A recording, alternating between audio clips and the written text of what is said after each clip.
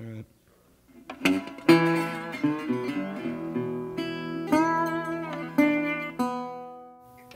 The following is an interview with Minnesota musician Charlie Parr regarding his musical influences, his history of songwriting, and his thoughts on Raymond Carver.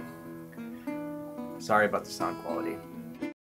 Well, you were involved in the Minnesota music scene long before your first album in 2002. Was there anything in particular that happened to launch you from strictly being a performer to a recording artist? Yeah, I think, prior to, my dad passed away in 1995, and prior to that, I didn't really write any of my own songs. I was just interested in learning, the guitar kind of styles of the guys that I love listening to so much. And after my dad died, I had a real, obviously, hard time with that, and started writing songs as kind of a way to deal with some of that grief. And, by the time I recorded the first thing, I had, a few original songs that I thought were not too bad, and I think, and I still kind of feel this way, that recording, collections of old songs that I've learned off of records isn't, I don't have much to add to this, to the landscape of traditional music that hasn't already been done, and that's not true of everybody, that's just true of me. But when I started writing stuff, I felt like, okay, this is something I could commit this to a recording, and it would be, something else other than, my, kind of sorry attempt at, playing old music. So that's kind of what the line was there. Since that time, you've recorded 11 albums in just as many years. Did you have a lot of these songs written prior to 2002, like in that span from 95 to 2002, or have you just been writing them as you go in succession? I've been writing them as I go. I didn't have, and it's been kind of a,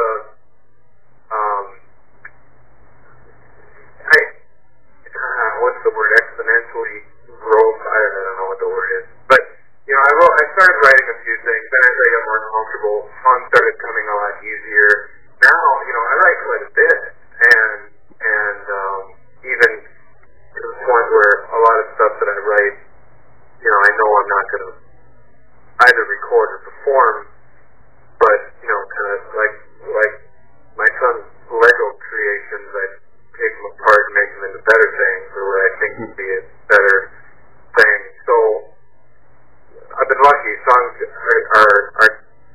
coming more and more now, and they have been ever since, 1999 when I first kind of felt confident enough to write and perform my own songs. Well, you appear to be quite prolific, so that's why I asked. But one thing about the songs that kind of struck me, I was looking on your website, and on the lyrics page, you noted that My Wife Left Me isn't about you, but about Raymond Carver. Is your work largely inspired by literature? Yeah, well, yeah. The songs are inspired by the weirdest things. I mean, every I feel like, hey, I met a guy once, and I won't tell you who it was because it's embarrassing. He said, and he insisted on this, he said he's been influenced by nothing. He's a pure being, influenced by absolutely nothing, which I couldn't really get my head around that, because I'm influenced by everything.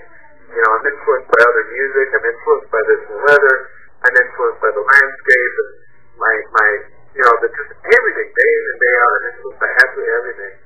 And I'm especially influenced by other music and books. I love to read, and I've been a reader since I was a kid, and I'm a horrible student. I'm a high school dropout, and I took some college classes in philosophy, but I didn't do well. And I think that part of it was me not being a good student as opposed to me not being very smart. But I love to read, and I'm really influenced by, by books, and especially, writers like Raymond Carver and Flannery O'Connor and William Faulkner. I like Steinbeck. Also, Barry Hanna, some of those guys.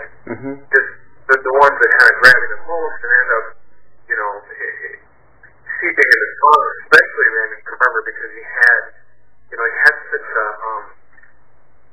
such an amazing way of like taking normal things, maybe not normal, but people get divorced all the time, and you don't really pay attention to it. Raymond Carver takes things like that, turns them into these events that you read this thing and you realize after you finish it that one, you just read 20 pages about the most mundane thing in the world, and two, it turned it into the most like horrifying thing, as it is. But we glossed over that, and I'm sure that if Emily left me, I would do exactly the thing that kind of Raymond Carver always described. I would stagger around my yard, in the worst kind of way. It would be just that horrible, because our lives, when you get right down to like each individual bit, have the capacity, I think, of being pretty terrifying just after that seemingly, innocuous event happens to us. But yeah, and that's a horrible answer, but yeah, it's on literature. Well, considering your literary influences, would it be safe to assume that Henry Goes to the Bank is a head nod to John Berryman? Well, Henry Goes to the Bank could be there, and also, falling in with Carver and a lot of other stuff. Henry Goes to the Bank is the weirdest song I've ever written, and I'm not 100% sure exactly. I can't pinpoint where that song comes from exactly. Emily hates it so much. That's her least favorite song. She said, "No one gets it." She told me. She said, "No one's going to get that. It has nothing to do with this character named Henry. It has everything to do with his coworkers, and that he's not a serial killer." She said, "No one's going to understand that. You haven't made that clear at all." And so I performed it like twice so far, and she's been very dissatisfied with it. Well, yeah, the lyrics-wise, it struck me as another one of Berryman's dream songs. But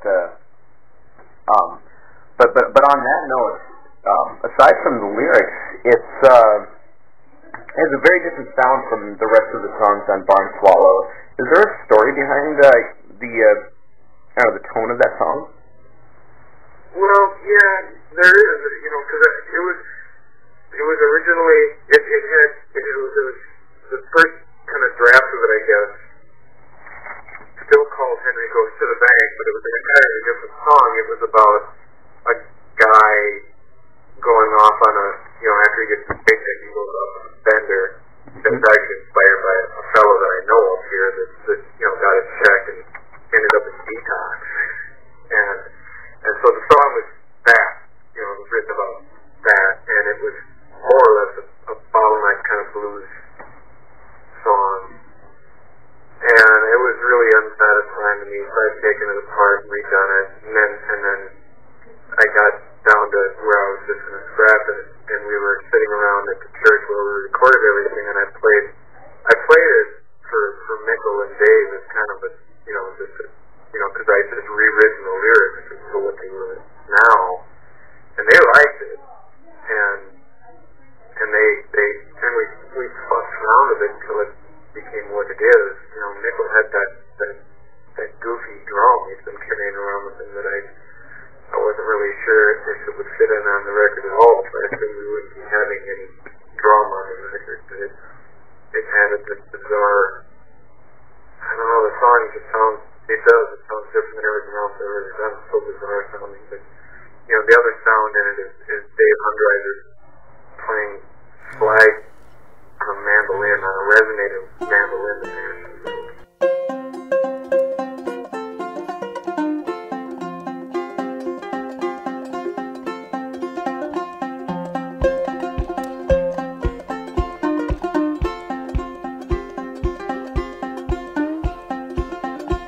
Well, Henry got his check on Thursday, used his lunch hour to go uptown. Henry got his check on Thursday and was never seen again.